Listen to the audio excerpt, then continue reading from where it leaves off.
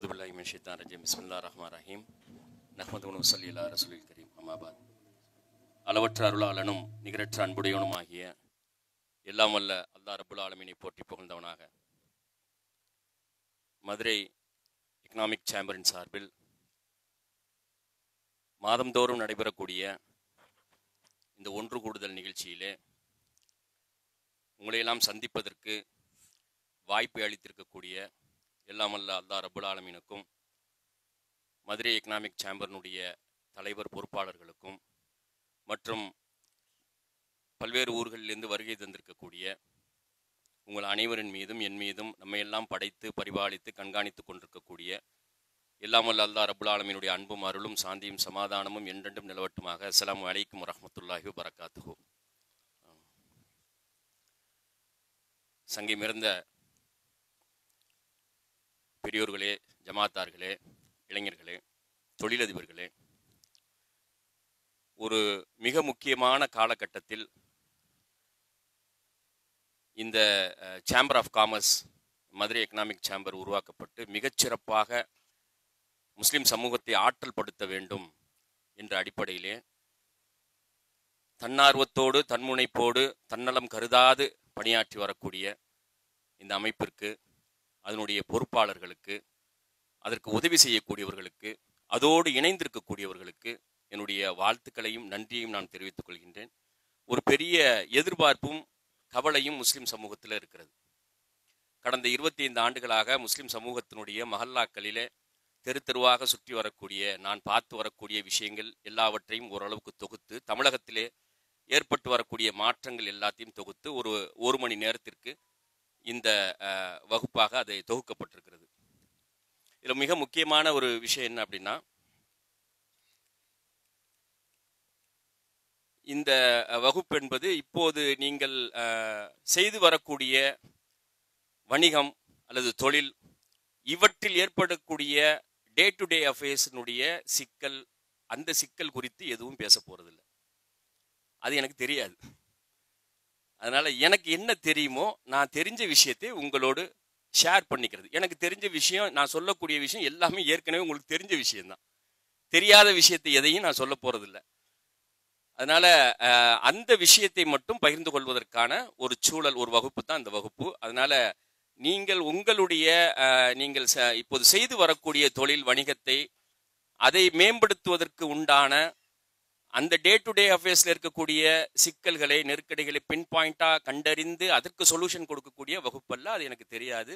Bypass, இன்னொரு root, இன்னொரு பாதையில நம்ம பயணிக்கணும் அப்படிங்கிற அந்த ஆதங்கத்தை தான் நாங்க வந்துட்டு பதிவு செய்ய விரும்புறேன்.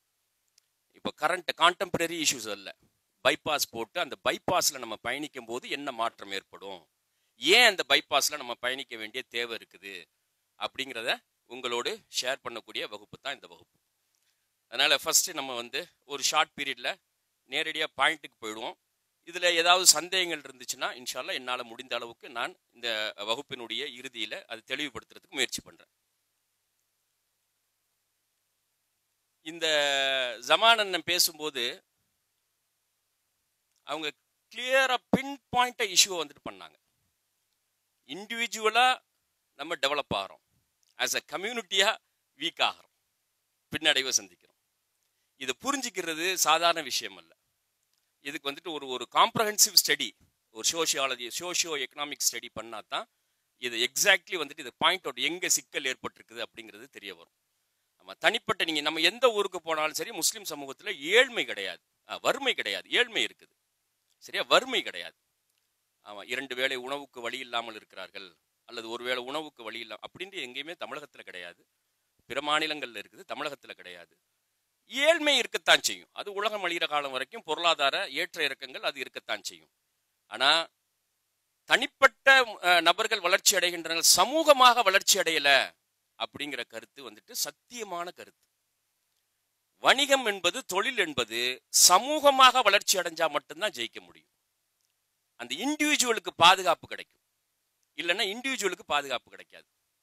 இது அந்த இண்டிவிஜுவல் புரிஞ்சுக்கிறதுக்கே சிரமமா இருக்கும், அவங்களால புரிஞ்சுக்கவும் முடியாது. மஹல்லாலேருந்து விலகி இருந்து நம்ம பிசினஸ் பண்ணும்போது நம்மளால ஜெயிக்க முடியும் அப்படின்னு நினைப்பாங்க. ஒரு கட்டத்திலையும் சிக்கல் ஏற்படும். இது உலக அளவில் இப்போ அரபு நாடுகளில் பார்த்தா இண்டிவிஜுவலாக ஜெயிச்சிடலாம், அது ஒரு பிரச்சனையும் கிடையாது. இங்கேருந்து அரபு நாடுகளுக்கு போய் தனிப்பட்ட முறையில் பிஸ்னஸ் பண்ணி ஜெயிக்கலாம். யாருடைய பார்வையும் படாது, யாரும் நம்மளை பற்றி கேட்க மாட்டாங்க, எந்த தடையும் கிடையாது. அப்படிப்பட்ட ஒரு சூழல் வந்துட்டு அரபுலகத்தில் இருக்குது. ஆனால் இந்தியாவை பொறுத்த வரைக்கும் கம்யூனிட்டியாகத்தான் ஜெயிக்க முடியும். கம்யூனிட்டியில் இருக்கக்கூடிய ஒருத்தர் 2 பேர் முயற்சி எடுத்தா ஜெயிக்கிற மாதிரி தெரியும். ஆனால் பெரிய நெருக்கடி ஏற்படும், சஸ்டெயின் ஆக முடியாது நெருக்கடி. ஏன்னா முஸ்லிம் சமூகத்துக்கு மட்டும்தான் சமூக பொருளாதார ரீதியான தாக்குதல்கள் எல்லா காலத்திலையும் இருக்கும், வேற எந்த சமூகத்துக்கும் இருக்காது. ஒரு சாதாரண பியூன் வந்துட்டு இருக்கிறாரு, ஒரு கவர்மெண்ட் ஆஃபீஸில் ஒர்க் பண்ணுறாரு, அவர் முஸ்லீமாக இருக்காரு அப்படின்னா ஒரு நாளும் சிக்கலை சந்திச்சுக்கிட்டு இருக்கிறார் இன்னைக்கு. அதே மாதிரி ஒரு ஹை போஸ்ட்ல இருக்கிறாரு அப்படின்னு சொன்னா அவரும் சந்திக்கிறார், பியூன் சந்திக்கக்கூடிய அளவுக்கு அவரும் சந்திக்கிறாரு. விதங்கள்ல வேறுபாடுகள் இருக்கும், ஒதுக்குதல் இருக்கும், புறக்கணிப்புகள் இருக்கும், அவமானங்கள் இருக்கும், அவமதிப்புகள் இருக்கும். இது எல்லா இடத்துலையும் நடக்குது. இது வேற எந்த சமூகத்துக்கு, ஒருவேளை ஒடுக்கப்பட்ட சமூகத்துக்கு இருக்கலாம், தாழ்த்தப்பட்ட சமூகத்துக்கு அந்த மாதிரியான ஒரு நிலை இருக்கலாம். ஆனா முஸ்லிம் சமூகத்துக்கு அந்த மாதிரியான ஒரு நிலை இருக்குது. இது உலகம் அழியிற காலம் வரைக்கும் இருக்கும்.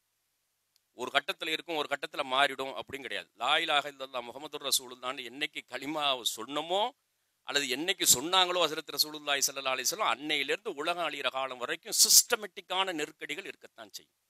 இந்த நெருக்கடிகளை எப்படி எதிர்கொள்வது, நெருக்கடிகளை ஒடுக்க முடியாது, நிறுத்த முடியாது, எதிர்கொள்ளக்கூடிய திறனை வளர்த்தெடுப்பது தான் முஸ்லிம் சமூகத்தினுடைய அறிஞர்கள் இந்த போன்ற அமைப்புகளினுடைய தலையாய. அதுக்கு முஸ்லிம் சமூகத்தை தயார்படுத்தும், மனதளவுல, அறிவளவுல, அவங்களுடைய பொருள் அளவுல தயார்படுத்தும். அப்படி தயார்படுத்தி எதிர்கொள்ளக்கூடிய ஆற்றலை வளர்த்தெடுக்க வேண்டியது தான் ஒரு சமூக சிந்தனையாளருக்கான கடமையாக இருக்கிறது. அதனால கம்யூனிட்டியாகத்தான் டெவலப் ஆக முடியும். Business is an community effort. கம்யூனிட்டியாகத்தான் நம்ம சுற்றி இருக்கக்கூடிய, நீங்க எந்த சமூகத்தை வேணாலும் பாருங்க, மார்வாரி சமூகத்தை எடுத்துங்க, கம்யூனிட்டிக்குள்ள இண்டிவிஜுவலுடைய ஏற்ற இறக்கங்கள் இருக்கும். பொருளாதார ரீதியான ஒருத்தர் 10 கோடி ரூபா வச்சிருப்பார், ஒருத்தர் 5 கோடி ரூபா வச்சிருப்பார், ஒருத்தர் 1 கோடி ரூபா வச்சிருப்பார்.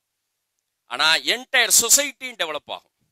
சொசைட்டியாக அவனுடைய தாட் ப்ராசஸ் எல்லாமே சொசைட்டியாக இருக்கும். நம்மால தூக்கி விடணும், நம்மளுக்கு சப்போர்ட் பண்ணணும், ஒரு பொருளை அவர் வந்து உற்பத்தி பண்றாரு அப்படின்னு சொன்னா நம்மால கொடுத்து விற்பனை செய்ய வைக்கணும் அப்படிங்கிற அந்த பொது சிந்தனை, பொது புத்தின்னு சொல்லுவாங்க பாருங்க, அந்த பொது புத்தி இருக்கக்கூடிய சமூகங்கள் தான் ஜெயிச்சிருக்குது இந்தியாவில். இண்டிவிஜுவலா வந்துட்டு ஜெயிச்சதாக ஜெயிச்சு நின்னதாகவும் சரித்திரம் இல்லை. எங்க ரேரா இருக்கும், 1 2 இருக்கும். ஆனா அவங்களுக்கும் 1000 பிரச்சனைகள் இருக்கும். சிந்தி சமூகத்தை எடுத்துங்க, ஸ்கிராட்ச்ல இருந்து உருவாகி வந்த சமூகம், கம்யூனிட்டி எஃபோர்ட், சமூகமாத்தான் ஜெயிக்கும், இண்டிவிஜுவலா வந்துட்டு ஜெயிக்கல. நாடார் சமூகத்தை எடுத்துக்கங்க, நம்மோடு வாழக்கூடிய சமூகம், கம்யூனிட்டியாகத்தான் டெவலப்மெண்ட். மலையாளி சமூகம் எடுத்துக்கங்க, அதாவது மத சமூகமோ சாதி சமூகமும் கிடையாது, மொழி வழி சமூகம், மொழி சமூகம். இது கேரளாவை பொறுத்த வரைக்கும் அங்க ஏராளமான சாதிகளும் மதங்கள் இருந்தா கூட அதாவது மலையாளி என்ற பொது அடையாளத்தோடு இருக்கிறாங்க. மலையாளிகள் எப்படி ஜெயிச்சிருக்கிறாங்க, அங்க மொழி முன்னால நிக்குது, மதம் பின்னால போயிடுச்சு, சாதி பின்னால போயிடுச்சு. செட்டியார் நகரத்தார் சமூகத்தை எடுத்துங்க, சமூகமாக வெற்றி, ஃபார்வர்ட் கம்யூனிட்டியா இருக்கக்கூடியது, அது இன்னைக்கு சமூகமாக ஜெயிச்சிருக்குது. கவுண்டர் சமூகமா எடுத்துக்கங்க, அல்லது கொங்குல இருக்கக்கூடிய நாயுடு சமூகமா எடுத்துங்க, சமூகமாக வெற்றி, சமூகமாகத்தான் ஜெயிக்க முடியும். அதனால ஆரம்பத்துல நம்ம வந்துட்டு ஒரு தெளிவான சிந்தனைக்கு வர வேண்டிய என்ன அப்படின்னு சொன்னா, நான் மட்டும் என்னால் வெற்றி பெற்று நிற்க முடியாது, என்னோடு இருக்கக்கூடிய என் சமூகத்தோடு சேர்ந்துதான் என்னால ஜெயிக்க முடியும். அப்பதான் என்னுடைய வெற்றியும் நிலைநிறுத்தப்படும், நான் உருவாக்கக்கூடிய தொழிலுக்கு பாதுகாப்பு கிடைக்கும், என்னுடைய சந்ததிகள் பாதுகாக்கப்படுவார்கள். சமூகமாக மைனாரிட்டி சொசைட்டி ரொம்ப எண்ணிக்கையில குறைவாக இருக்கக்கூடிய சமூகம் அந்த பொது சிந்தனைக்கு வந்தா மட்டும்தான் நம்மளால முன்னேற முடியும். இதான் பைபாஸ்ன்னு சொல்றது. இந்த பைபாஸ் பாதையில வரணும். அதுக்கு முன்னோடியாக இந்த எல்லா, நீங்க வேற எந்த சமூகத்தை நீங்க வேணா எடுத்துக்கங்க, டெவலப் ஆன சொசைட்டி, தொழிலில் வெற்றி அடைந்திருக்கக்கூடிய சமூகம், அல்லது அறிவாற்றலில் வெற்றி அடை, பிராமண சமூகத்தை எடுத்துங்க, சமூகமாக வெற்றி. அவங்க எங்க போனாலும் சரி சமூகமாக வெற்றி. அந்த சமூக சோசியல் தாட் இருக்கும். சமூகத்தில் இருக்கக்கூடிய எல்லா நிலைகளில் இருக்கக்கூடிய மனிதர்கள் பத்தின ஒரு அக்கறை இருக்கும். அந்த அக்கறையில ஏற்ற இறக்கங்கள் இருக்கும். ஒருத்தட்ட கூடுதலா இருக்கும், ஒருத்தட்ட கம்மியா இருக்குமே தவிர அக்கறை பொது சிந்தனையா இருக்கும். அதனால சமூகமாகத்தான், business is an community effort, it's not an individual effort. இது பிலாசபிக்கலா நம்ம உள்வாங்கிக்க வேண்டிய விஷயம். பைபாஸ் பாதையில நம்ம போகும்போது பைபாஸ் எடுத்து போனா தான் ஜெயிக்க முடியும். கல்வியா இருக்கட்டும், பொருளாதாரமா இருக்கட்டும், எல்லோரும் செல்லக்கூடிய பாதையிலேயே, எல்லோரும் பயணிக்கக்கூடிய அந்த கல்வி பாதையிலேயே நம்ம பிள்ளைகளையும் உருவாக்கி எடுத்தோம் அப்படின்னா முஸ்லிம் சமூகம் கல்வியில வளர்ச்சி அடையாது. மாற்றி யோசிக்கணும், மாற்றி சிந்திக்கணும். பைபாஸ் என்ன, அப்போதான் ஆற்றல் பெற முடியும். ஏன்னா இது இன்றைக்கு 90க்கு பிறகு போட்டி ஆயிடுச்சு. பொருளாதாரமா இருக்கட்டும், கல்வியா இருக்கட்டும், ரன்னிங் ரேஸ் ஆயிடுச்சு. அந்த ரேஸ்ல யார் ஓடி ஜெயிக்கிறது அப்படிங்கிறது தான் அந்த ரேஸ் நெருக்கடியா மாறிக்கிட்டு இருக்குது. ஓடித்தான் ஆகணும், உட்காரலாம் முடியாது, கம்ஃபர்ட் ஜோன்ல இருக்கலாம் முடியாது, ஓடணும். ஓடலைன்னா ஒடுக்கப்பட்டுருவோம். எந்திரிச்சு ஓடணும், இயங்கணும், இயங்கிக்கிட்டே இருக்கணும், சிந்திச்சுக்கிட்டே இருக்கணும், தொழில் அடுத்த கட்டத்துக்கு கொண்டு போய்கிட்டே இருக்கணும், அதுக்கு என்ன தேவைங்கிறது சிந்திச்சுக்கிட்டே இருக்கணும். ஸ்டாக் ஆனிச்சுன்னா வீழ்ச்சி. மூவ் ஆனாதான். தேங்கின தண்ணி எப்படி கெட்டு போயிருமோ, ஓடுகின்ற ஆறு போல ஓடிக்கிட்டே இருக்க வேண்டிய நெருக்கடியான ஒரு சூழலுக்கு உலகம் வந்துருச்சு. 90க்கு பிறகான உலகம், குறிப்பாக 2ஆம் உலக போருக்கு பின்னால இருக்கக்கூடிய உலகம் அந்த மாதிரி மாறிடுச்சு. இதுல இந்த சமூகமாக ஜெயிச்சிருக்கக்கூடியதுல 1-2 சமூகத்தை பார்த்துட்டு இன்னைக்கு முஸ்லிம் சமூகத்தினுடைய நிலை என்னன்னு அதையும் நம்ம பார்ப்போம். கொஞ்சம் பார்த்துட்டு இந்த பைபாஸ் எப்படி பாஸ் ஆகிறது அப்படின்னு பார்ப்போம். நிச்சயமாக நான் மறுபடியும் சொல்றேன், இது உங்களுடைய இன்றைக்கு உங்க மைண்ட்ல இருக்கக்கூடிய இன்றைக்கு டே டு டே அஃபேர்ஸுக்கான சொல்யூஷன் கிடையாது. இது மாற்றி யோசிக்கிறது, மாற்று வழி. அந்த மாற்று பாதையில் எப்படி பயணிப்பது, அடுத்த ஜெனரேஷன் எப்படி உருவாக்குறது, அடுத்த 10 ஆண்டுகள்ல என்ன மாற்றங்கள் வரப்போகுது அப்படிங்கிற சம்பந்தமான ஒரு சிறிய கிளாஸ் தான். இது எல்லாமே உங்களுக்கு தெரிஞ்சது தான். இந்த மெர்ச்சன்ட் கம்யூனிட்டி இருக்கு பாருங்க, வணிக சமூகங்கள் இருக்குது பாருங்க. இந்த வணிக சமூகத்துல நம்மோடு வாழக்கூடிய ஃபர்ஸ்ட் நாடார் சமூகத்தை பாருங்க. சரியா? நான் இது டீப்பா ஏன்னா உங்களுக்கு எல்லாம் தெரிஞ்ச விஷயம் தான், எல்லா மேடைகளையும் நான் சொல்லி வந்திருக்கிறேன். நான் டீப்பா போக விரும்பல. ஜஸ்ட் ஒரு 100 பாருங்க, ஒரு 100 வருஷத்தினுடைய ஹிஸ்டரி. 1900 எப்படி இருந்துச்சு, இன்னைக்கு எப்படி இருக்குது, இதை மட்டும் நம்ம ஸ்டடி பண்ணோம்னா போதும். எப்படி இண்டிவிஜுவலா ஜெயிச்சிருக்காங்களா, கம்யூனிட்டியா ஜெயிச்சிருக்காங்களா, கம்யூனிட்டி எஃபர்ட் ஜெயிக்க வச்சிருக்குதா, இண்டிவிஜுவல் எஃபர்ட் ஜெயிக்க வச்சிருக்குதா? 100 years of socio economic transformation, just 100 வருஷத்துல. இந்த ஸ்டடி நம்மோடு வாழக்கூடிய, நமக்கு கண்ணு முன்னால உதாரணங்கள் இருக்குது. அல்லாஹ் உதாரணங்களை காட்டுறான். ஆமா, பிற சமூகத்திலிருந்து உதாரணங்களை காட்டுறான். அவங்களுடைய சிந்தனை, அவங்களுடைய முயற்சி, அவங்க எப்படி அந்த சமூகத்துக்கு வழிகாட்டக்கூடியவர்களை பின்பற்றினார்கள், அந்த பண்புகள் எப்படி இருந்துச்சு. பெரிய சிக்கலே இங்க இதுதான் ஃபுல்லா. ஆமா, வழிகாட்டக்கூடியவர்களை கண்ணை மூடிக்கொண்டு பின்பற்றுவதால் ஏற்படக்கூடிய பலன்கள் என்ன, என்ன மாற்றங்கள் ஏற்படும். 100 வருஷத்துக்கு முன்னால அவங்களுக்கு பேர் என்ன, பனையேறிகள்னு சொல்லுவாங்க. அப்படித்தான் அழைக்கப்பட்டாங்க. சாணார்கள், பனையேறிகள், பார்த்தாலே தீட்டு, தொட்டால் அல்ல பார்த்தால் தீட்டு அப்படின்ட்டு ஒதுக்கப்பட்ட சமூகம். நாடார் சாதி, ஈழவா சாதி உள்ளிட்ட 17 சாதிகள் தெருவில் நடக்கின்ற போது அந்த சமூகத்தினுடைய பெண்கள் மேலாடை அணியாமல் போகணும் அப்படிங்கிறது அரச உத்தரவா இருந்துச்சு. திருவாங்கூர் சமஸ்தானத்தினுடைய அரச உத்தரவு. 17 சாதிகளுக்கு அவ்வளவு கொடுமைகளை சந்திச்ச சமூகம். ரோட்டில் துண்டு போட்டுட்டு போகக்கூடாது, செருப்பு வணிஞ்சிட்டு போகக்கூடாது, நெஞ்ச நிமித்திட்டு போகக்கூடாது, ஸ்கூலுக்கு போகக்கூடாது, படிக்கக்கூடாது. இது எல்லாமே அவர்களுக்கான நெருக்கடியா, வாழ்றதே அவங்களுக்கு சிக்கலா இருந்துச்சு. அந்த நெருக்கடி தான் பல தலைவர்களை தோற்றுவிச்சு. எப்பவுமே நெருக்கடிக்கு உள்ளாக்கப்படாத சமூகம் சாதிச்சதாக சரித்திரமே கிடையாது. மனிதனும் சாதிக்க மாட்டான். நெருக்கடி தான் மனிதனை துள்ளி எழும்ப வைக்கும். நெருக்கடி வராத சமூகம், மனிதன் சாதிச்சதா சரித்திரமே கிடையாது. யார் வளர்ந்து ஜீரோக்கு போறாங்க பாருங்க. அந்த ஜீரோக்கு போறது என்னன்னா, ஒரு ரப்பர் பந்தை நீங்க வேகமா அடிச்சீங்கன்னா என்ன ஆகும், மறுபடியும் ஜம்ப் ஆகும் பாருங்க. ஜீரோக்கு போகாம சாதிச்ச தொழிலதிபர்கள், செல்வந்தர்கள் என்று ஒரு ஆளு கூட கிடையாது. ஒரு ஆளு கூட கிடையாது. ரிஸ்க் எடுக்காம சாதிச்ச தொழிலதிபர் என்று ஒரு ஆளு கூட கிடையாது. ரிஸ்க் எடுக்காம சாதிக்க முடியாது. கையில வச்சிருந்ததை இழந்து பாடம் படித்து எழுந்து வராத ஆளே கிடையாது உலகத்துல. சாதிக்கவே முடியாது. தொழில், வணிக வளர்ச்சி, செல்வம் பெருக்குதல் இருக்குதுன்னு சில ஸ்பெஷல் குவாலிட்டிஸ் இருக்குது, குணங்கள் இருக்குது.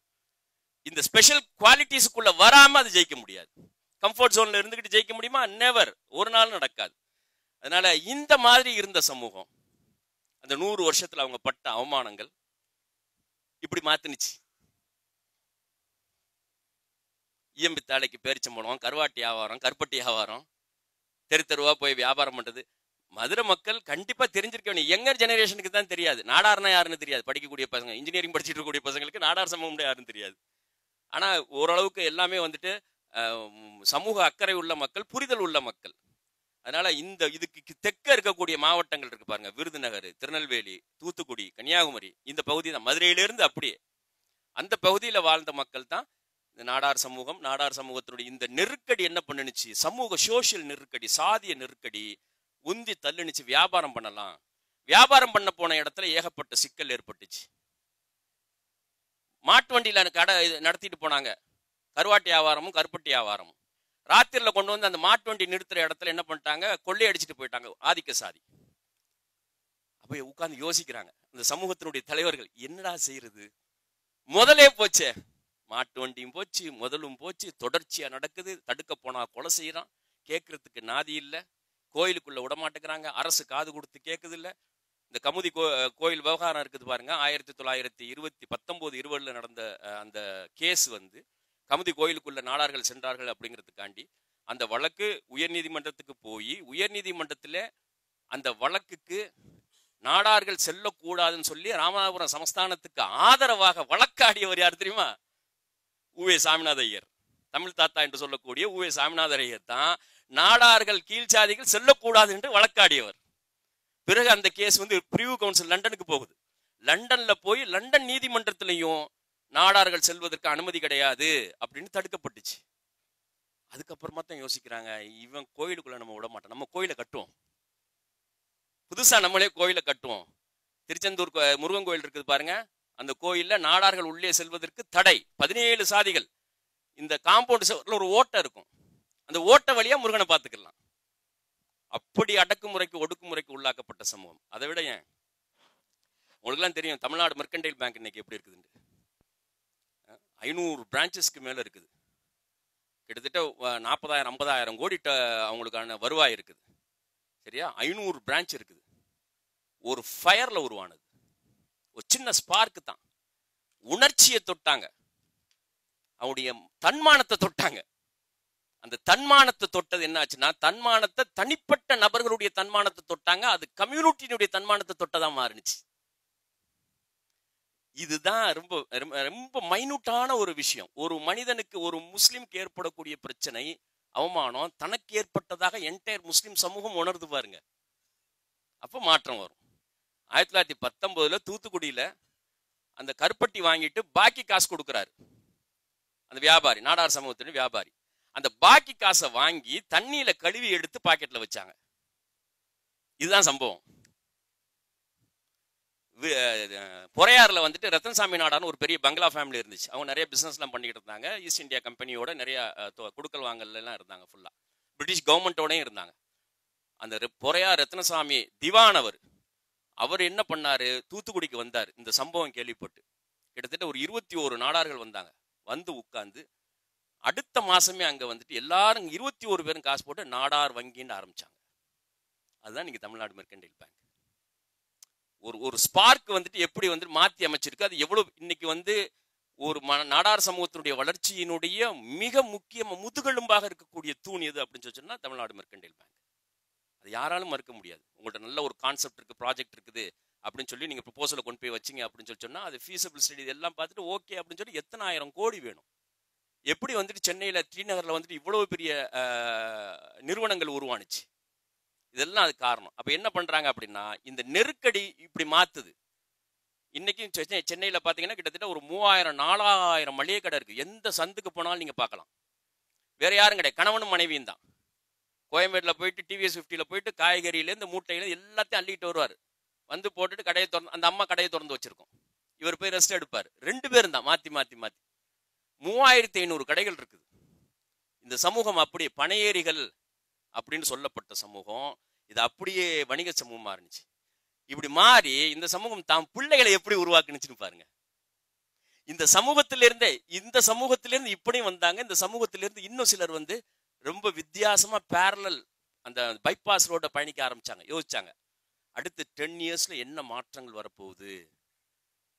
தனக்கு அது குறித்த நாலேஜ் இல்லை, தட் டசன்ட் மேட்டர், ரிஸ்க் எடுப்போம். யாருக்கு நாலேஜ் இருக்கோ அவங்கள கொண்டு வந்து வச்சு ரிஸ்க் எடுப்போம், இன்வெஸ்ட் பண்ணோம், போனா போகுது, வந்தா சரி.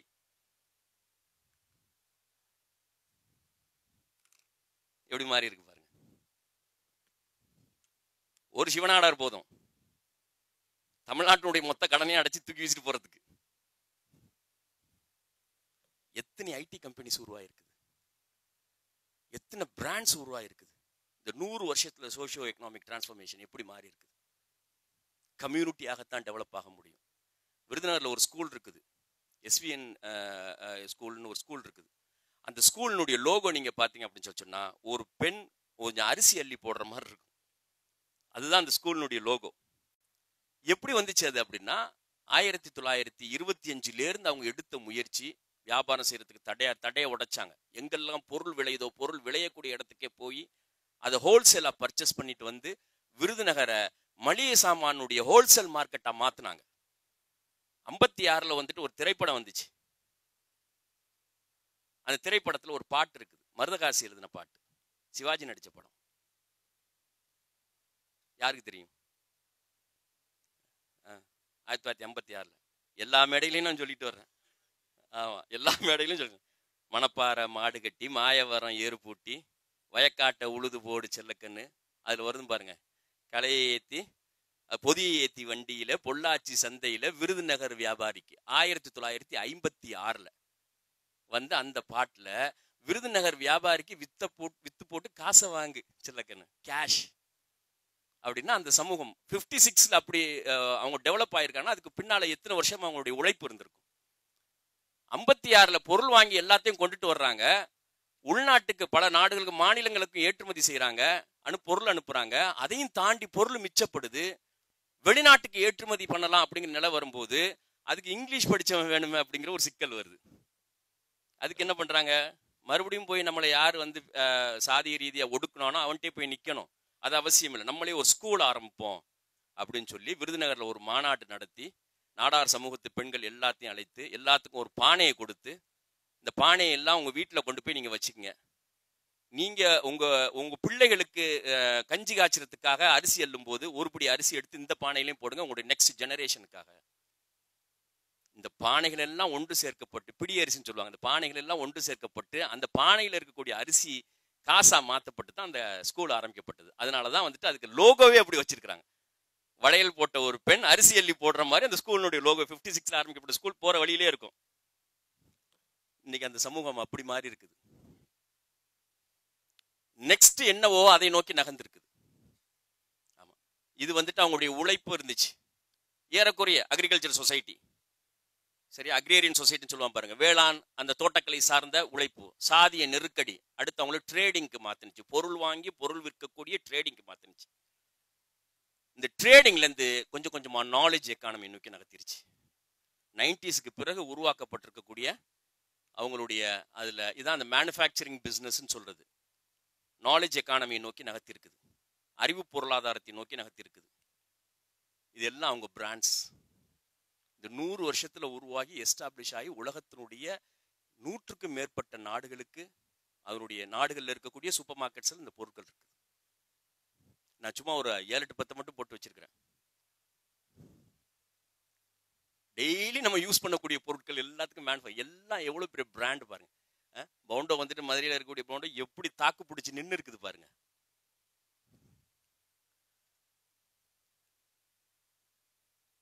என்னென்ன ஏரியால இருக்காங்க? Schools, colleges, universities, medical college, bank, electronic and print media, super markets, electronics, automobile, IT, hotels, restaurant, theme park, construction, agriculture, food processing, import export, textile, readymade, oil, grocery, soft drinks, mines, தொடாத துறைகளே கிடையாது. சமூகத்தில் தலை சிறந்த தலைவர்கள் உருவாகி வந்து வழிகாட்டினாங்க. காமராஜர் என்ற ஒரு மகத்தான தலைவர் உருவாகி வந்து ஆதரவாக நின்றார். அந்த சமூகம் எடுத்த முயற்சி, உழைப்பு, அசராத உழைப்பு, ஒரு பிராண்டை உருவாக்கி அந்த பிராண்டுக்காகவே ஒரு நிமிடமும் அந்த பிராண்டு குறித்தே சிந்திச்சது. நாலேஜ் எக்கானமி, இது எல்லாம் நாலேஜ் எக்கானமி. நவீன காலத்தினுடைய பொருளாதாரம் இருக்குது பாருங்க, இந்த மாடர்ன் எக்கானமி இருக்கு. இந்த மாடர்ன் எக்கானமி நாலேஜ் எக்கானமியில தான் லிங்க் ஆகும், ட்ரேடிங்ல லிங்க் ஆகாது. Business is a community effort. நீங்க சமூகம் சார்ந்து உழைத்து சமூகம் சார்ந்து முன்னேறணும் அப்படிங்கிற அந்த இடத்துக்கு மென்டலி முதல்ல மாறணும். மாறினா தான் வளர்ச்சி ஏற்படும். அன்றைக்கு சாணார்கள், இன்றைக்கு அண்ணாச்சி. 100 வருஷத்துல ஏற்படும். இப்படித்தான் மாற்றம் ஏற்படும். ஒரு சமூகத்துல மாற்றம் ஏற்படுறதா இருந்தா 50 to 75 100 வருஷம் ஆகும். அப்பதான் மாற்றங்கள் ஏற்படும். ரெண்டாவது இன்னொரு சமூகத்தை பாருங்க, நகரத்தார் சமூகம். இந்த பக்கத்தில் இருக்கக்கூடிய செட்டிநாடு, சிவகங்கை மாவட்டத்தில் இருக்கக்கூடிய சமூகம் ஓரளவுக்கு நல்ல செல்வ செழிப்போடு வாழ்ந்த சமூகம். அவங்களுடைய தொழில் மற்ற விஷயத்துல நமக்கு கருத்து வேறுபாடு இருக்கு, அதெல்லாம் ஒரு ஓரமா தள்ளுங்க. அந்த 2ஆம் உலகப் போர்ல வந்துட்டு அடித்து துரத்தப்பட்ட சமூகம், பெருவாரியான மக்கள் ரங்கூன்லேருந்து பர்மாலேருந்து அடித்து துரத்தப்பட்ட சமூகம். பிறகு அவர்கள் உருவாகி வந்து நகரத்தார்னு சொல்லக்கூடிய இந்த 3 பிராண்டை போட்டிருக்கேன். கிட்டத்தட்ட போட முடியாத அளவுக்கு அவங்களுடைய பிராண்ட் இருக்குது. முருகப்பா குழுமத்தில் மட்டும் 70,000 ஊழியர்கள் இருக்கிறாங்க. அவங்க செய்யாத பிசினஸே கிடையாது. 70,000 ஸ்டாஃப்ஸ் இருக்கிறாங்க. அதே மாதிரி செட்டிநாடு ஏகப்பட்டது இருக்குன்னு வச்சுங்க. இதுல மேக்சிமம் பார்த்தீங்கன்னா மேனுஃபேக்சரிங் பிசினஸ், ட்ரேடிங் அல்ல, மேனுஃபேக்சரிங் பிசினஸ், உற்பத்தி பொருளாதாரம், உற்பத்தி தொழில். அதுதான் நாலேஜ் எக்கானமின்னு சொல்றது. அதனால இன்றைக்கு அதுவும் அந்த அதர் காஸ்ட், ஃபார்வர்ட் காஸ்ட்ல இருக்குது. உலகம் முழுவதும் இருக்கிறாங்க. 190 நாடுகள்ல இருக்கிறாங்க நகரத்தார் சமூகம். எந்த நாட்டில் வாழ்ந்தாலும் அந்த நகரத்தாருங்கிற அந்த ஐக்கியத்தோடு இருக்கிறாங்க. கருத்து வேறுபாடு இருக்குது, அவங்களுக்கு மத்தியில் வந்துட்டு இந்த கோஷ்டி பூசல் இருக்குது, அதெல்லாம் இருக்கத்தான் செய்யும். ஆனா அது எல்லாத்தையும் தாண்டி ஒரு விஷயம் அவங்கள அப்படியே ஒருங்கிணைச்சே வச்சு, நகரத்தார் அப்படிங்கிற அந்த ஒரு விஷயம் ஒருங்கிணைச்சுக்கிட்டே இருக்குது. இந்த வளர்ச்சிக்கு அடிப்படை காரணம் என்னன்னா இந்த சமூக ரீதியான சிந்தனையில மாற்றம் வந்தது. இந்த பெக்யூலியரா இந்த சமூகத்துல இதே மாதிரி சில சமூகங்கள்ட்ட கல்ச்சுரல் எக்கானமி இருக்குது பாருங்க. தன்னுடைய கலாச்சாரத்தை வந்துட்டு ஒரு மகத்தான பிராண்டா மாத்தி அது ஒரு மகத்தான வணிக நிறுவனமாக அதை மாத்துறாங்க பாருங்க. செட்டிநாடு குசின் இருக்குது பாருங்க. செட்டிநாடுனோடனே மைண்ட்ல கரெக்டா நமக்கு ஸ்டோர் ஆயிருக்கும் எங்க இருந்து வருது அப்படின்னு சொல்லி. இந்த ஒரு சமூகத்தினுடைய உணவு பழக்கம் அது சர்வதேச பிராண்டா மாறி இருக்குது பாருங்க, சர்வதேச கான்செப்டா. இதுதான் கல்ச்சுரல் எக்கானமி, கலாச்சார பொருளாதாரம் சொல்லுவாங்க. ஒரு சமூகத்தினுடைய உணவு பழக்க வழக்கம். செட்டிநாடு சிக்கன், செட்டிநாடு மீன், செட்டிநாடு கோழி, செட்டிநாடு குழம்பு. எப்படி மாற்ற முடிஞ்சிச்சு? தான் பெற்ற இன்பம் பெருகை வையகம். எங்கள்கிட்ட இருக்கக்கூடிய பெஸ்ட்டை நாங்கள் கொடுக்குறோம். எங்கள்கிட்ட இருக்கக்கூடிய பெஸ்ட் உணவுகள் இருக்குது, அதை வந்து எல்லா சமூகத்துக்கும் கொடுக்கறது. அதுல தனியா வந்துட்டு ஒரு பெரிய வணிக வாய்ப்புகள் உருவாகி வர்றது.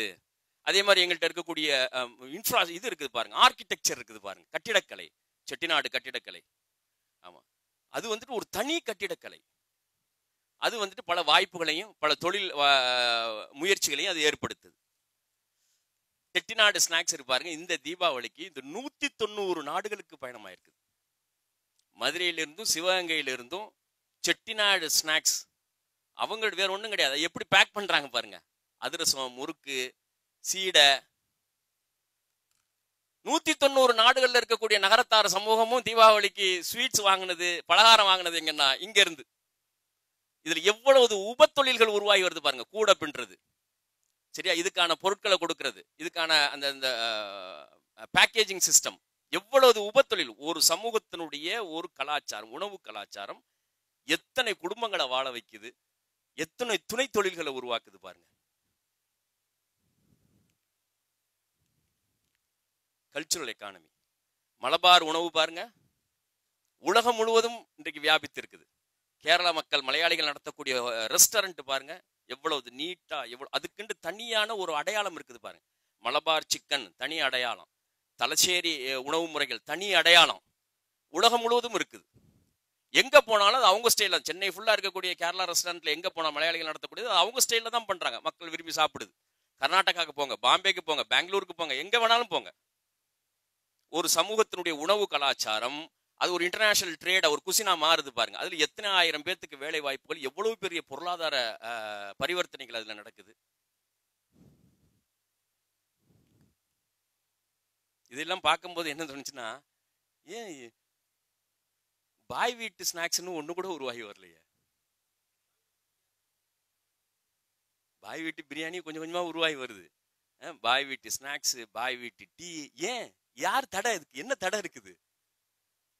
ஒரு அற்புதமான ஒரு டீ கான்செப்டை கண்டுபிடிச்சு பாய் வீட்டு டீ அப்படின்னு போடும்போது அதுக்குள்ள வந்து ஒரு சோசியோ பொலிட்டிக்கல் எஜெண்டா உள்ளுக்கு உழைஞ்சிருக்குது. வெறுமனே டீண்டு இல்ல, பாய் வீட்டு டீன்னு போகும்போது அதுல வந்துட்டு ஒரு கலாச்சார, சமூக, அரசியல் ஒரு ஒரு பின்புலம் வந்துட்டு உள்ள ஒளிஞ்சிட்டு இருக்கும். அதுதான் நமக்கு தேவை. அதனால நம்மள்ட்ட இருக்கக்கூடிய பெஸ்ட் பாய் வீட்டு டீ எப்படி இருக்கும்? சூப்பரா இருக்கும். நல்ல இஞ்சி மணக்கும், நல்ல நன்னாரி வேறு மணக்கும், சரியா? சுத்தமா இருக்கும். பாய் சுத்தமா இருப்பாரு, பாக்குறதுக்கு சுத்தமா இருப்பாரு. குளிச்சுட்டு தான் டீ போடுவார், குளிக்காம டீ போட மாட்டாரு. இதுதான் பண்பாடுகள். பண்பாடுகள் எப்படி வந்துட்டு மாத்துது பாருங்க இன்னைக்கு. இது நிறைய இருக்குது. உணவு மட்டுமல்ல, அவங்களுடைய அந்த உடைகள் இருக்குது, அவங்களுடைய ஹேண்டிகிராஃப்ட்ஸ் இருக்குது, ஏகப்பட்ட விஷயங்கள் இருக்கு இந்த கல்ச்சுரல் எக்கானமியில. இந்தியா வந்துட்டு உலகம் முழுவதும் இன்றைக்கு ஆளுமை மனதை ஆக்குபை பண்றதுக்கு பாருங்க. அதுக்கு முக்கிய காரணம் என்னன்னா, சாஃப்ட் பவர்னு சொல்லக்கூடிய இந்த கல்ச்சுரல் எக்கானமி. ஹார்ட் பவர்ங்கிறது மிலிட்ரி பவர். சாஃப்ட் பவர்ங்கிறது என்னன்னா, இந்த மாதிரியான உணவு, மியூசிக், சரியா, அவங்க போடக்கூடிய ட்ரெஸ்ஸஸ், அவங்களுடைய ஒன்று கூடக்கூடிய நிகழ்ச்சிகள், இதெல்லாம் தான் வந்துட்டு அரபுகளை கட்டி போட்டிருக்குது. நீங்க சவுதியில இருக்கக்கூடிய ஒரு 17 வயசு பையனுக்கு நீங்க வந்து, நமக்கு தெரியாது என்னென்ன பாம்பேல என்னென்ன நடிகர் இருக்கலாம், நடிகை இருக்குதா, என்னென்ன பாட்டு புதுசா வருது, அவன் பேசுவான், அவன் பாடுவான். அவ்வளவு பெரிய தாக்கத்தேர்வு. அதான் சாஃப்ட் பவர். அதிகாரம் உங்களுக்கு மடிக்கு வரணும் அப்படின்னு சொன்னா உன் கலாச்சாரத்தை பரப்பு அப்படின்னு சொன்னாங்க பாருங்க.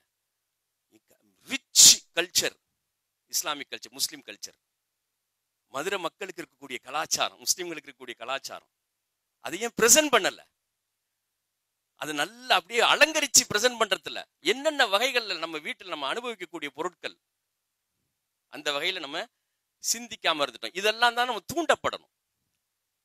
ஆனா இதெல்லாம் யாராவது மக்களுக்கு சொன்னா தான் புரியும். இதை இப்படியும் பண்ண முடியும், பாய் வீட்டு டீயும் கொண்டுட்டு வர முடியும், பாய் வீட்டு ஸ்வீட்ஸ் வட்டலப்பத்தையும் கொண்டுட்டு வர முடியும் அப்படிங்கிறதெல்லாம் யாராவது போய் சொல்லி வட்டலப்பத்தை இப்படிலாம் கொண்டுட்டு வரலாம் அப்படின்னு சொன்னா தான் புரியும். சொன்னா மட்டும் புரியாது, உட்கார்ந்து பயிற்சி கொடுத்து கொண்டுட்டு வர வைக்கணும்.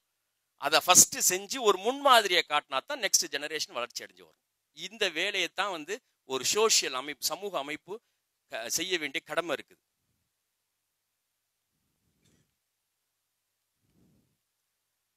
இன்னொரு இண்டிவிஜுவலை பாருங்க, மேனுஃபேக்சரிங் பிசினஸ்ல பாருங்க. உங்களுக்கு தெரியும் சவுந்தரராஜன், ஏற்கனவே சொல்லப்பட்டிருக்கலாம், பங்காரசாமி, சவுந்தரராஜன் பங்காரசாமி, நாமக்கல்ல ஒரு இன்ஜினியரிங் கிராஜுவேட், படிச்சுட்டு வேலை இல்லாமல் இருந்தார். எங்கே போனாலும் வேலை கிடைக்கல. ஹைதராபாத்துக்கு போனார். ஒரு கம்பெனியில் 3000 ரூபா 2000 ரூபா கொடுத்தாங்க. தெருவா வந்துட்டு அந்த மெடிக்கல் ரெப் வேலை செஞ்சார். ஒன்றும் கதைக்காகலை. அப்பாவும் அம்மாவும் கவர்மெண்ட் ஸ்கூல் டீச்சர்ஸ். நேராக வந்தார். ஒரு 5000 ரூபா பணம் தாங்கண்டார். அந்த அம்மா ஒரு 3000 ரூபா பணம் கொடுச்சு 86ல். சரியா, 3000 ரூபா பணம் கொடுத்து என்ன பண்ணார்? 85ல் 5000 ரூபாய்க்கு முதல்ல 3000 ரூபா கொடுத்தாங்க. ஒரு இந்த மாதிரி கோழி குஞ்சை வாங்கிட்டு போய் விட்டாரு. அது எல்லாம் செத்து போச்சு. 100 கோழி குஞ்சும் செத்து போச்சு. அப்புறமா போய் அந்த அம்மாட்ட நின்றாரு. அந்த அம்மா, அந்த டீச்சர் வந்துட்டு கையில் இருக்கக்கூடிய வளையலை கழட்டி கொடுத்தாங்க. அதை வித்துட்டு அதை கொண்டு வந்து ஒரு 5000 ரூபாய் கொண்டு வந்து ஒரு 100 கோழி குஞ்சை வாங்கி விட்டார். அதுவும் செத்து போச்சு. அவர் விடலை. 3வது ட்ரிப்பு தடுமாறி ஃப்ரெண்ட்ஸ்ல இருக்கக்கூடிய அங்கங்கே பணத்தை பரட்டி கொண்டு வந்து குஞ்சை வாங்கிட்டு வந்து அந்த கோழி குஞ்சோடவே கிடந்தார். அதோடவே பிறண்டு உருண்டு எந்திரிச்சார். 1985ல் உருவாக்கப்பட்ட சுகுணா சிக்கன் 37 வருஷம் ஆச்சு. 17 ஸ்டேட்ல இருக்குது. 22,000 ஃபார்மர்ஸ், 10,500 கோடி ரூபாய் இயர்லி டர்ன் ஓவர், 8,000 எம்ப்ளாயிஸ் இருக்கிறாங்க. India's number 1 broiler producer. 6 மாசத்துக்கு முன்னால நாமக்கல் எருமப்பட்டிக்கு ஒரு கல்வி நிகழ்ச்சிக்காக போயிருந்தேன். அப்ப நாமக்கல்ல எத்தனை கோழி பண்ணைகள் இருக்குது அப்படின்னு, ஒரு 1500க்கும் மேற்பட்ட கோழி பண்ணை இருக்குன்னு ஒரு ஹாஜியார் சொன்னாங்க. அதுல முஸ்லிம்கள் நடத்தக்கூடிய கோழி பண்ணை எத்தனை இருக்கும்? ஒரு 10-15 நிமிஷம் சும்மா இருந்தார். அதுக்கப்புறம் இந்த அங்க ஒருத்தர் நடத்தினாரு, அது இருக்குதா என்னன்னு எனக்கு தெரியல. 1500 கோழி பண்ணைகள். இந்த 1500 கோழி பண்ணைகளை உருவாகக்கூடிய கோழியில 70% கன்சியூமர் யாரு? நம்முடைய மைண்ட் எப்படி இருக்குது பாத்தீங்களா? 90 விழுக்காடு முட்டைகள் 6 அரபு நாடுகளுக்கும் ஏற்றுமதி செய்யப்படுது. 60 விழுக்காடு கோழிகள் உள்நாட்டிலேயே அது வந்து அது பர்ச்சேஸ் பண்ணப்படுது, பயன்படுத்தப்படுது, விற்கப்படுது. அதுல 60-70% முஸ்லிம் சமூகம் முன்னணியில் இருக்குது. ஆனா உற்பத்தி எங்க? ஏதாவது தடை இருந்துச்சா நமக்கு? நீங்க அதெல்லாம் பண்ணக்கூடாது. இந்த கம்ஃபர்ட் ஜோன் இருக்கு பாருங்க. ஜமானன் கரெக்டா அதை சொன்னாங்க. கம்ஃபர்ட் ஜோன் தான் இந்த சிக்கலுக்கு காரணம். புதிய விஷயங்களை தேடுவது, புதிய ஏரியாவுக்கு பயணிப்பது, ரிஸ்க் எடுக்கிறது. யாரும் செய்ய முடியாத விஷயத்தை நான் செய்யணும். அதுல எவ்வளவு தோல்வியே கிடையாது. கற்றுக்கொள்கின்றேன். ஒரு இன்ஜினியரிங் காலேஜ் படிக்கிறத 4 வருஷம் 4 வருஷ காலம் நீங்க செலவு பண்ணணும். 6 லட்சம் ரூபாய் செலவு பண்ணணும். 6 லட்சம் ரூபாய் செலவு பண்ணி 4 வருஷ காலத்தையும் செலவு பண்ணா தான் இன்ஜினியரிங் சர்டிபிகேட் கிடைக்கும். அனுபவ கல்வி வந்து சும்மா வந்துருமா? உங்க உங்க கழுத்து அப்படி புழிஞ்சு தான் தரும். அனுபவ கல்வி என்பது உள்ளத்தை குத்தி ரணப்படுத்தி எழுதி வைக்கும், பதிவு வைக்கும். இதுதான் அனுபவம். அந்த அனுபவ கல்வி பெறாம அடுத்த கட்டத்துக்கு வளர்ச்சி அடைய முடியாத. ரிஸ்க் எடுக்கணும். ரிஸ்க் எடுத்தவன் தான் வாழ்க்கையில சாதிச்சிருக்கான். ரிஸ்க் எடுக்காத யாரும் சாதிச்சதா சரித்திரமே கிடையாது. இவருடைய ஸ்டேட்மெண்ட் பாருங்க. I often told young students not to postpone their entrepreneurial plans. அவருடைய தொழில் முயற்சியை நீ தள்ளி போட்டுறாத அப்படின்னு நான் யங்ஸ்டர்ஸ் நான் சொல்லிக்கிட்டே இருக்கிறேன். Once you get a job, உனக்கு வேலை கிடைச்சிருச்சு அப்படின்னு சொன்னா you will fall into a comfort zone. Don't worry about capital. Successful business are created not just by money but ideas. 17 ஸ்டேட்ல நீங்க வச்சிருக்கீங்களே, எப்படி வந்துட்டு உங்களுக்கு எல்லாத்தையும் மெயின்டைன் பண்ண முடியுதுன்னு அவர்கிட்ட கேட்டாங்க. அவருடைய பேட்டி இருக்குது யூடியூப்ல. எப்படி உங்களால முடியுது? பாயிண்ட் பாருங்க.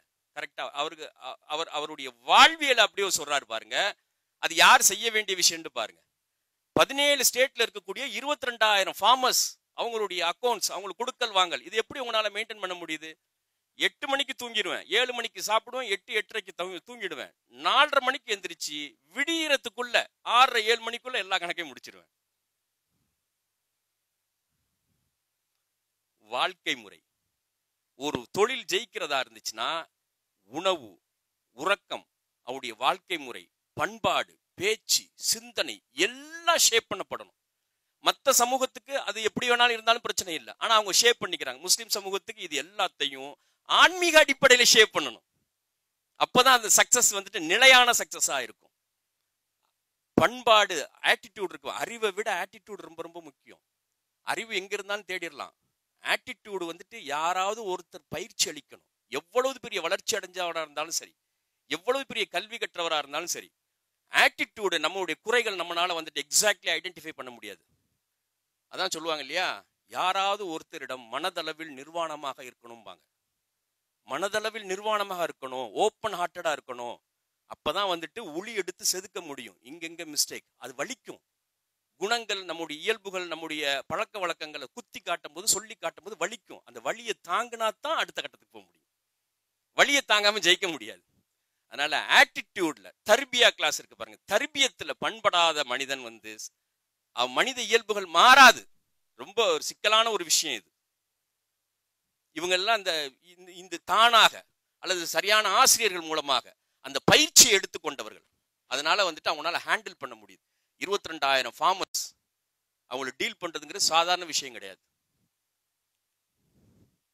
மேனுஃபேக்சரிங் பிசினஸ், நாலேஜ் எக்கானமி, இந்தியாவினுடைய பொருளாதார வளர்ச்சிக்கு, அந்நிய செலவாணி ஈட்டுதலுக்கு மகத்தான பங்களிப்பு செய்யக்கூடிய உணவு பாதுகாப்புக்கு இதை வச்சு இந்த ஒரு கோழியை, பிராய்லர் கோழியை வச்சு எத்தனை லட்சம் குடும்பங்கள் பிழைக்குது பாருங்க.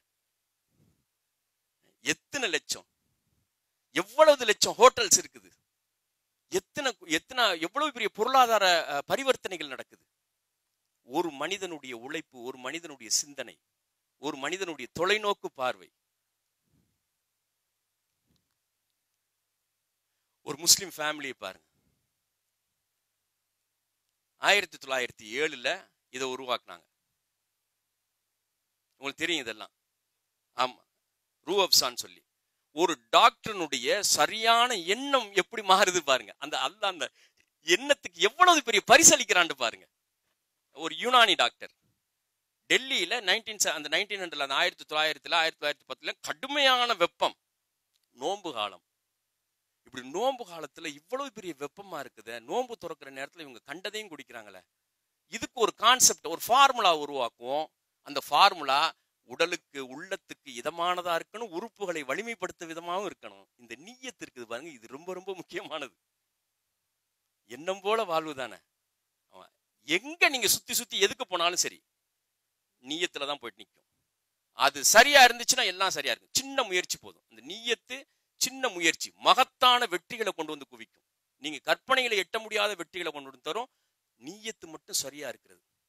அந்த நீயத்து வந்து இவருக்கு அதன் அடிப்படையில் ஒரு ஃபார்முலா உருவாக்குனார். 27 வகையான மூலிகைகள் சேர்த்து ஒரு அருமையான ஒரு சாஃப்ட் ட்ரிங்கை உருவாக்குனார். ரூ அப்சான் அதுக்கு பேர் வச்சார். ஆமா, உயிருக்கு வலுவூட்டக்கூடியது. 1907 ஹக்கீம் அப்துல் மஜீத், ஹக்கீம்னா மருத்துவர்னு அர்த்தம், அவர் உருவாக்குனது. பிறகு இவருடைய குடும்பம் பெருகுது. குடும்பம் பெருகி பெருகி பெருகி இந்த ரூஹ் அப்சா வந்துட்டு அந்த அந்த நீயத்து காரணமா வந்துட்டு மக்களுடைய வாழ்க்கையிலே ஒன்னா மாறி போகுது, உணவுகள்ல ஒன்னா மாறி போகுது. இது இல்லாம விழாக்களே கிடையாது, வீட்டுல வந்துட்டு விசேஷமே கிடையாது, அந்த அளவுக்கு மாறி போகுது. முஸ்லீம் நான் முஸ்லீம் எல்லாத்திட்டையும் மாறி போகுது. பிறகு 47 நாடு பிரிவினை ஆகுது. இவருடைய குடும்பத்தை சேர்ந்த ஒரு சிலவங்க பாகிஸ்தானுக்கு போறாங்க. பாகிஸ்தான்ல ரூஹ் அப்சான ஆரம்பிக்கிறாங்க. பிறகு ஒரு டீம் கிளம்பி போய் பங்களாதேஷ்ல ஈஸ்ட் பாகிஸ்தான்ல ஆரம்பிக்கிறாங்க. பிறகு பாகிஸ்தான் பங்களாதேஷ் பிரியுது. இப்போ 3 நாடுகள்லையும் ரூஹ் அப்சா உற்பத்தி செய்யப்படுது. ஸ்டாப் பண்ணி வச்சிருந்தாங்க. பாகிஸ்தான்ல இருந்து இந்தியாவுக்கு இம்போர்ட் ஆனிச்சு. கடைகோடி வரைக்கும் கன்னியாகுமரி, நாகர்கோவில், ராமநாதபுரத்துல எல்லாம் இந்த பாகிஸ்தான் மேட் இன் பாகிஸ்தான் ரூஹ் அப்சா கிடைச்சி. நோம்பு நேரத்துல பாகிஸ்தான்ல இருந்து இம்போர்ட் பண்ணாங்க. கல்ஃப் கண்ட்ரிஸ் ஃபுல்லா இருக்குது. 113 வருஷம் ஆயிடுச்சு. பாகிஸ்தான் பங்களாதேஷ் ஒரே ஒரு இடத்துல கரை ஏற்பட்டுச்சு. இவங்க மேல ஒரு குற்றச்சாட்டு வந்துச்சு. எங்க தெரியுமா? பங்களாதேஷ்ல உற்பத்தி செய்யக்கூடிய அந்த பொருள்ல ஒருத்தர் வந்துட்டு ஒரு வழக்கு போட்டார். இவங்க குறிப்பிட்டிருக்கக்கூடிய 24 வகையான மூலிகைகளும் இதுல இருக்குதா, அதனுடைய மாலிகூல்ஸ் இதுல இருக்குதா, எங்க லேப்ல செக் பண்ணி ப்ரூஃப் பண்ணார். இல்ல 6 கம்மியா இருக்குது. பங்களாதேஷ் கவர்மெண்ட் அதை பேன் பண்ணிடுச்சு. நீங்க சொன்னது ஒண்ணு செஞ்சது ஒண்ணா இருந்துச்சு அப்படின்னு. இவங்க விளக்கம் கொடுத்து பார்த்தாங்க, எங்களுக்கு அது கிடைக்கல, அதெல்லாம் பேச்சு இல்லை, நீங்க போட்டது 24 இன்க்ளூட் ஆயிருக்கணும். இல்ல. பிறகு மன்னிப்பு கேட்டு தண்டம் கட்டி இப்ப மறுபடியும் ஸ்டார்ட் பண்ணிருக்காங்க. இந்த 113 வருஷத்துல நடந்திருக்கக்கூடிய விஷயம். இது என்ன ஆச்சு அப்படின்னு சொன்னா, இந்தியாவில இருக்கிறத இது வளர்ந்து வரவனையும் இவருடைய மனைவி பார்த்தாங்க. 115 ஆண்டுகள் ஆயிடுச்சா பாருங்க. இந்திய துணை கண்டத்தினுடைய கலாச்சாரம் கல்ச்சராவே மாறி போயிடுச்சு. ஆப்கானிஸ்தானுக்கு நீங்க போங்க, ஈரானுக்கு, எங்க போனாலும் சரி ரூஹ் அப்சா இல்லாம விழாக்களே கிடையாது. அவங்க மனைவி என்ன பண்ணாங்க, அந்த ரூஹ் அப்சாவினுடைய ஃபார்முலா வந்து வக்ஃப் செஞ்சிடறாங்க. இது விரிவாகம் ஆயிட்டே போகுது. ஒரு கட்டத்தில் யாராவது தனிப்பட்ட நபர்கள் உரிமை கொண்டாடிடுவாங்க. என் கணவர் வந்துட்டு சமூகத்தினுடைய நிலை கருதி உருவாக்குனது. எவ்வளவு பெரிய உயர்வான எண்ணம் பாருங்க. அதுல இன்னைக்கு ஒரு குறிப்பிட்ட அளவுக்கு ஷேர் வந்துட்டு பப்ளிக் ஃபண்டா மாறுது. அதுல வரக்கூடிய வருவாய் இந்தியா, பாகிஸ்தான், பங்களாதேஷ் 3 இடத்துலையும் Rooh Afza manufacturing business, knowledge business plus சேரிட்டிங்கிற ஒரு அற்புதமான சிந்தனை இணைஞ்சதுனால அல்லாஹ் 113 வருஷமா பாதுகாத்து அடுத்த ஜெனரேஷனுக்கு பாஸ் ஆகிட்டு இருக்கு.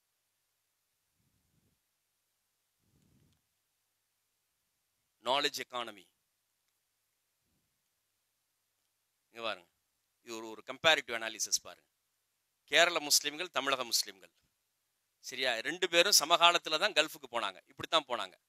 1950-60களில் தான் வந்துட்டு கல்ஃப்ல அதுக்கு முன்னால சோத்துக்கே வழி இல்லாம இருந்த மக்கள் 50 வரைக்கும். அதனாலதான் அவங்களுக்குன்னு ஒரு சரியான உணவு கலாச்சாரம் கிடையாது, ஒரு மருத்துவ கலாச்சாரம் கிடையாது.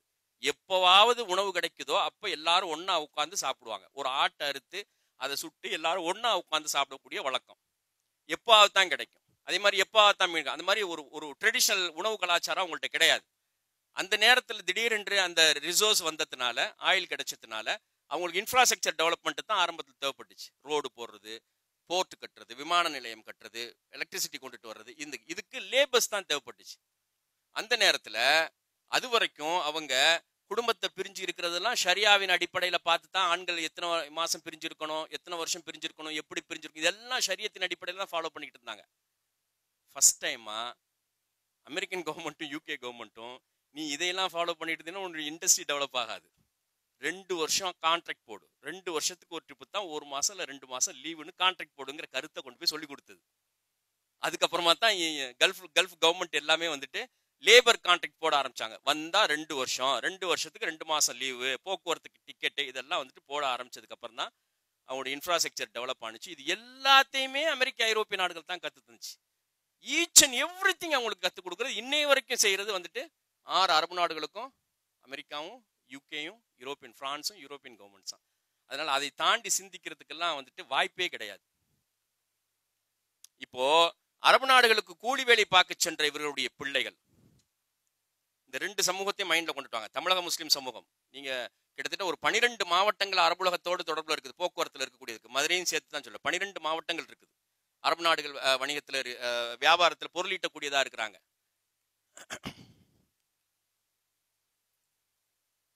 அந்த பிள்ளைகளை கேரளாவிலிருந்து சென்றவர்கள் லேபரா சென்றவங்க என்ன பண்ணாங்க, அங்க போய் சின்ன சின்னதா ஒரு வியாபாரத்தை ஸ்டார்ட் பண்ண ஆரம்பிச்சாங்க. 4 பேர் சேர்ந்து 5 பேர் சேர்ந்து ஒரு ஹோட்டல் ஆரம்பிச்சாங்க.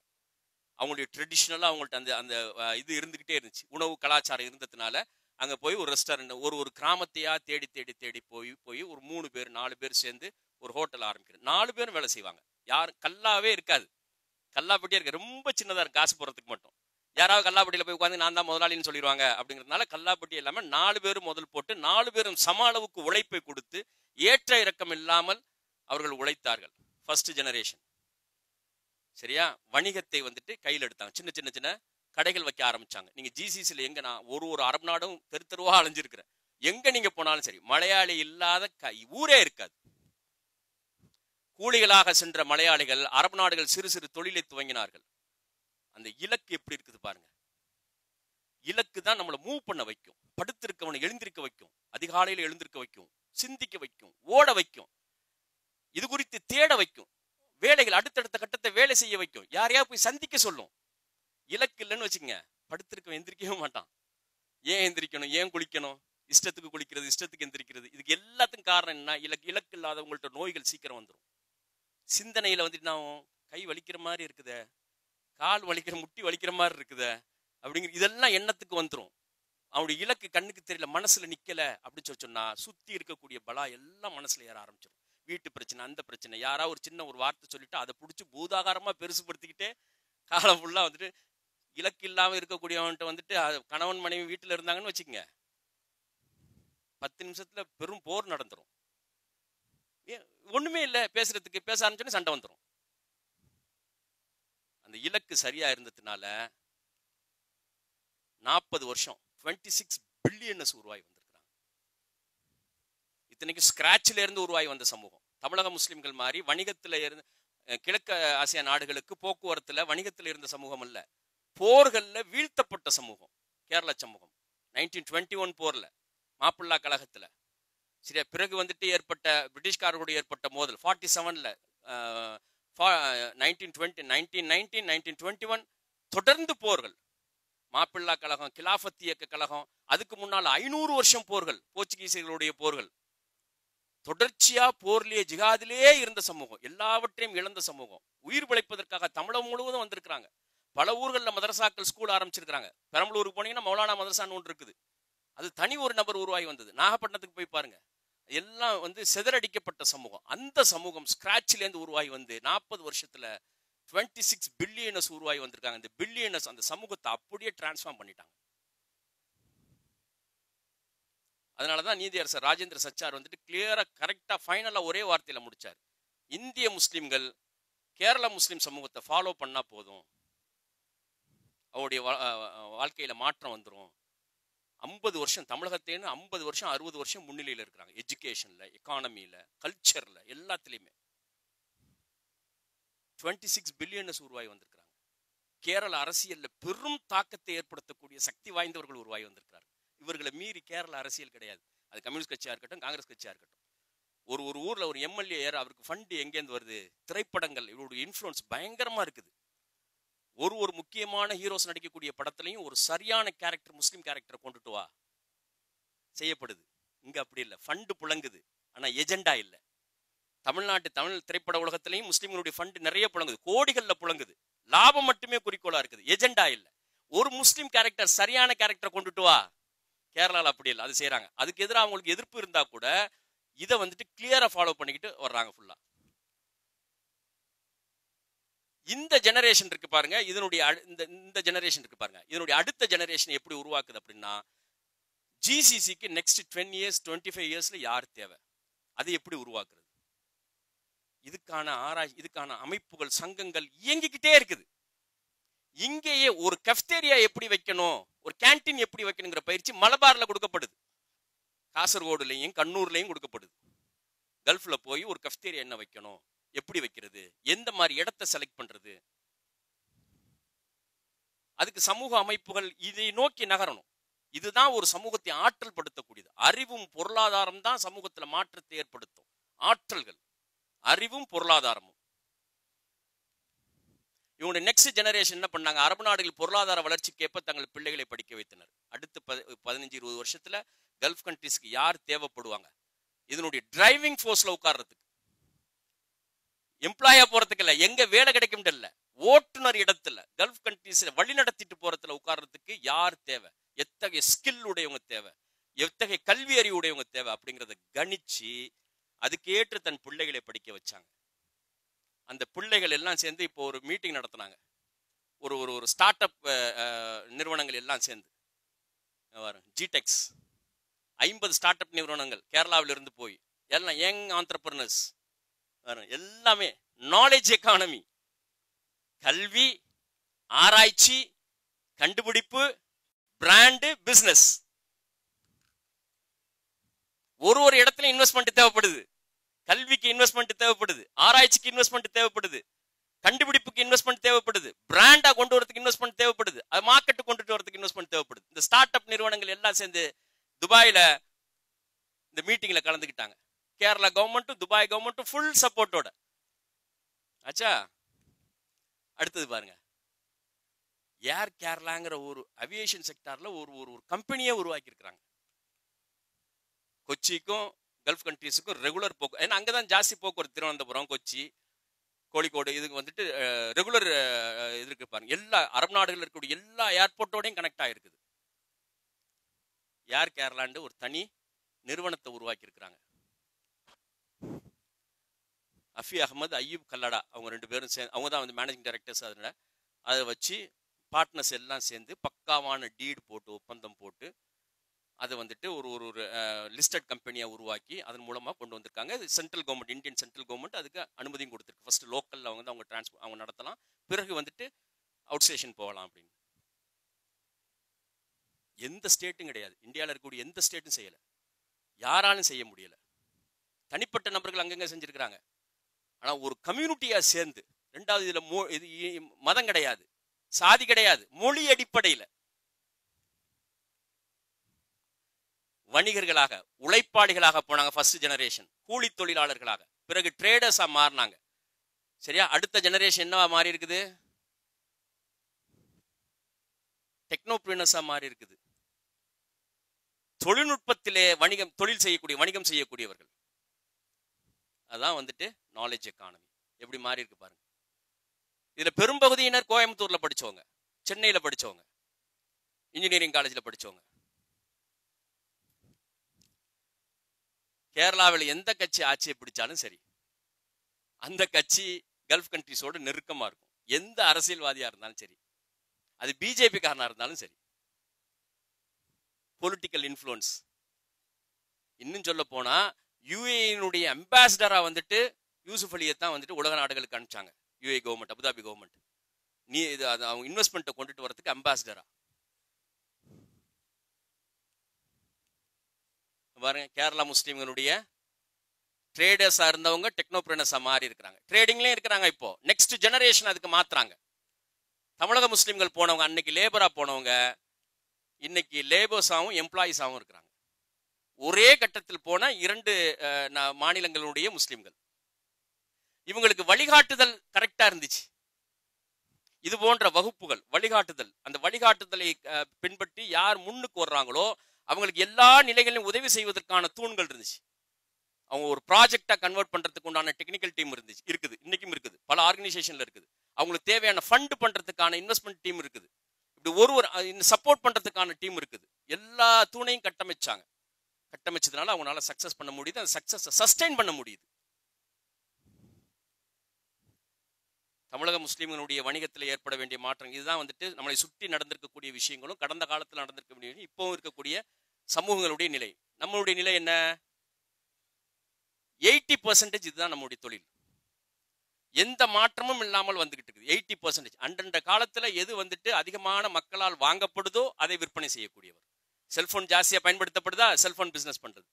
கண்ணாடி ஜாஸ்தியா படம், கண்ணாடி கடை வைக்கிறது. மளிகை சாமான் மளிகை கடை வைக்கிறது. இதுலயே தான் நம்ம வந்திருக்கோம். ட்ரேடிங்லேயே வந்திருக்கிறோம். புரோட்டா கடை, பிரியாணி கடை, செப்பல் கடை, மளிகை கடை, கோழி கடை, வெளிநாடு. ஏறக்குறைய 80% தமிழக முஸ்லிம்களுடைய, 20% வேறு விதமா இருக்குது. இதுதான் பொருள் வாங்கி பொருள் விற்கும் வியாபார முறையில் தொழில் சாம்ராஜ்யங்களை கட்டமைப்பதும் நவீன காலத்தின் பொருளாதாரத்தை அடைவதும் ஏறக்குறைய முடியாத காரியம். 90க்கு பிறகு மாறிடுச்சு, சூழல் மாறிடுச்சு. மேனுஃபேக்சரிங் செக்டாருக்கு தான் இந்த பட்ஜெட் முழு கவனம் செலுத்தும். 90க்கு பிறகு, 90க்கு முன்னால வேற. 90களுடைய பொருளாதாரம் வணிக பொருளாதாரம், 90க்கு பிறகு உற்பத்தி பொருளாதாரம். முதல்ல மாருதி 800 கார் வந்ததுக்கு பிறகு இன்னைக்கு எத்தனை கார் கம்பெனி வந்திருக்கு பாருங்க, எவ்வளவு உலக நாடுகளுக்கு ஏற்றுமதி செய்யப்படுது பாருங்க. அதனால கவர்மெண்ட் வந்துட்டு அதைத்தான் ஃபுல்லி ஃபோக்கஸ் பண்ணுது. கண்டுபிடி, உற்பத்தி பண்ணு, மேனுஃபேக்சர்